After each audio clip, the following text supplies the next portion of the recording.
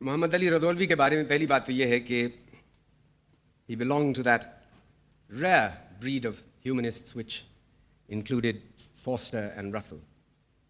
یہ فقرہ میں نے ایک مغربی دوست کو ان کا تعارف کرواتے ہوئے لکھا تھا. انہوں نے کئی ذاتی رسالے بھی نکالے، مذہب اور اخلاقیات پر مضامین بھی لکھے، کتابیں بھی لکھیں، کہانیاں بھی لکھیں، افسانے بھی. ان کی تحریروں میں بہت سی گفتگی ہے، لیکن جو نکھار ان کے خطوط میں ہے اس کا جواب نہیں. بہت سے خطوط ان کی بیٹی کے نام ہیں، ہما بیگم کے نام. میری جان دعا، تمہارا محبت نامہ آیا، خدا تم کو خوش رکھے اور تمہاری مرادیں پوری کرے. جو پند و نسائے تم کرتی ہو وہ میرے دل میں بھی آتے ہیں، مگر دل پر اللہ میاں قفل چڑھائے ہیں، وہ کسی طرح نہیں کھولتے. اگر وہ قفل کھل جائے تو پھر کیا کہنا. اب نماز بھی زیادہ جی لگا کر پڑھتا ہوں اور دعا بھی جی سے مانگتا ہوں، اور اوقات میں غور و فکر کر کے ایمان کے عقیدے دل میں مضبوط کرتا ہوں. صبح کے وقت جس کو حضوری کا وقت کہو، اس وقت نماز کے بعد بارگاہ خدا میں عرض کرتا ہوں کہ بار الہ ایمان دے. اللہ میاں فرماتے ہیں ہمارا کام ہے ایمان بخشنا، مگر تم خود اپنے دل میں ڈھونڈو یہ طلب تمہاری صادق ہے. میں عرض کرتا ہوں میرے مالک، میری تمنا ایمان کی روشنی سے سینہ جگمگ جگمگ جگمگ کرنے لگے، جی سے معلوم ہوتی. وہاں سے ارشاد ہوتا ہے ہاں یہ تو ٹھیک ہے، مگر غور کرو تم نے جوانی میں بہت سی عورتوں کو جانا ہے، بھلا ایمان سے کہو اس بےتابی تڑپ شوق کا کچھ بھی شائبہ ہماری تلاش میں پاتے ہو؟ میں عرض کرتا ہوں جی نہیں، اس طرح کی تڑپ بے چینی تو نہیں پاتا. ایک دوسری طرح کی خواہش ضرور ہے. وہ فرماتے ہیں ہم تمہارے دل کا حال تم سے بہتر سمجھتے ہیں. یہ خواہش جو تم محسوس کر رہے ہو یہ ہماری محبت کی وجہ سے نہیں، بلکہ بوڑھے ہو گئے ہو، عورت منہ نہیں لگاتی، طاقت جواب دے رہی ہے، موت کھڑی گھور رہی ہے، اس لیے اس طرح کے خیالات دل میں پاتے ہو.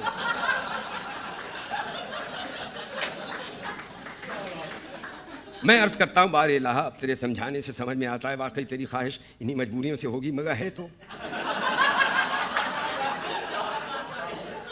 جوانی میں نہ صحیح، بڑھاپے میں صحیح، مگر اب تو ہے. اسی کا خیال فرما کر رحم کر اور دے دے دولت ایمان. جواب ملتا ہے ہاں ہاں چلے چلو. میں عرض کرتا ہوں ارے میرے رب، میں تو اس سے زیادہ کی آس لگائے ہوں، تو رحیم ہے، کریم ہے، غفار ہے، تیرا کیا نقصان ہے اگر اس سے زیادہ دے دے اور مجھے کچھ تسکین ہو جائے. حکم ہوتا ہے زیادہ بک بک مت کرو. کہہ تو دیا کہ چلے چلو اور کچھ نہیں تو جھوٹ سچ، تمہاری عبودیت تو مضبوط ہوتی رہے گی. ماں مانتے ہی نہیں، قفل کھولو کی رٹ لگا دی. ابے ہم تیرے رگ پٹھے سے واقف ہیں، بہروپیہ جھپ جالیا دنیا بھر کا، آیا وہاں سے ہوا باندھنے. میں عرض کرتا ہوں اب حضور مالک ہیں، جو جی چاہے کہہ لیں، چھوٹا منہ بڑی بات. حضرت ابراہیم نے یہی کہا تھا کہ قائل تو نے کر دیا مگر دل کو تسکین نہیں ہوئی. وہ بڑے آدمی تھے، تیرے مقرب تھے، ان کو کچھ نہیں کہا، ہمارے اوپر خفا ہوتے ہیں.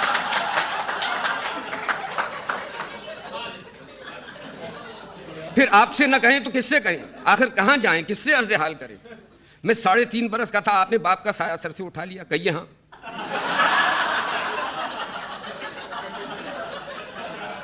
اس کے بعد بیوقوف چاہنے والی ماں نے لاڈ پیار کی انتہا کر دی. اگر میں نے کسی کو مارنا چاہا تو اس نے ہزار بند سے چونی کھول کر اس کو دی اور کہنے لگی میرا بچہ یتیم ہے، یہ لو چونی لو، اس کو مار لینے دو، اس کا جی چھوٹا نہ کرو.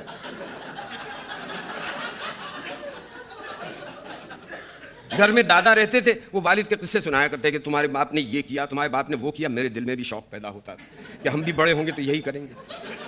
اس کے بعد ہم اسکول بھیج دیے گئے، وہاں سب طرح کے خیالات دل میں ڈالے گئے. جب جوانی قریب آئی تو نے ہی خیالات میں آزادی دی، خود رائے قائم کرنے کی قوت بخشی. ہربرٹ اسپینسر مل کے خیالات دل میں جمنے لگے، کفر و الحاد کی بنا پڑ گئی. جس طرح سے تو نے خسرہ مقرر کیا کہ سب کو نکلے، اسی طرح سے شروع جوانی میں تیرے ہی حکم سے خیالات میں آزادی آتی ہے.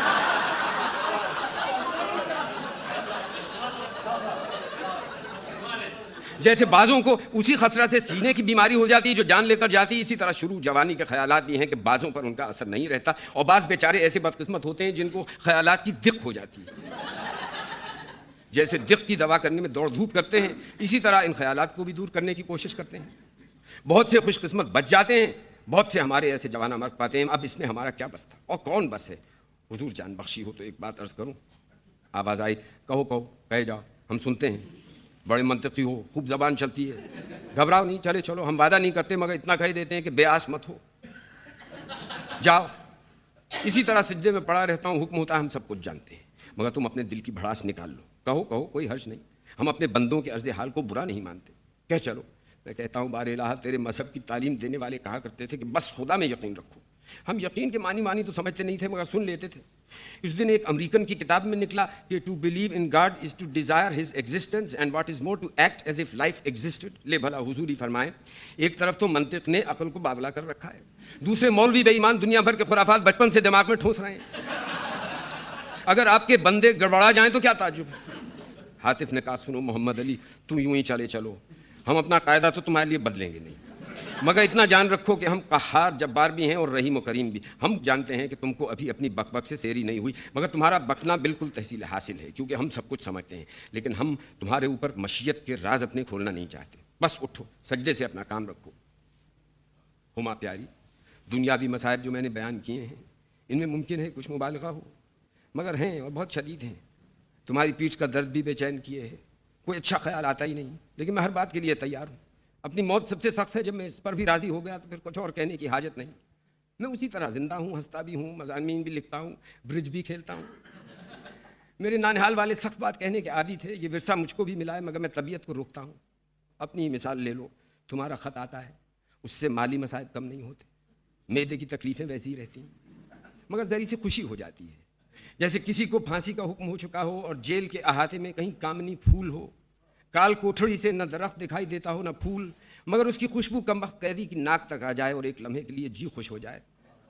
بس تم لوگوں کے خط سے کچھ ایسا ہی ہوتا ہے. تمہارا دل چاہے خط بھیجو, جی چاہے نہ بھیجو, کچھ زیادہ فرق تھوڑی ہوتا ہے. بندہ محمد علی.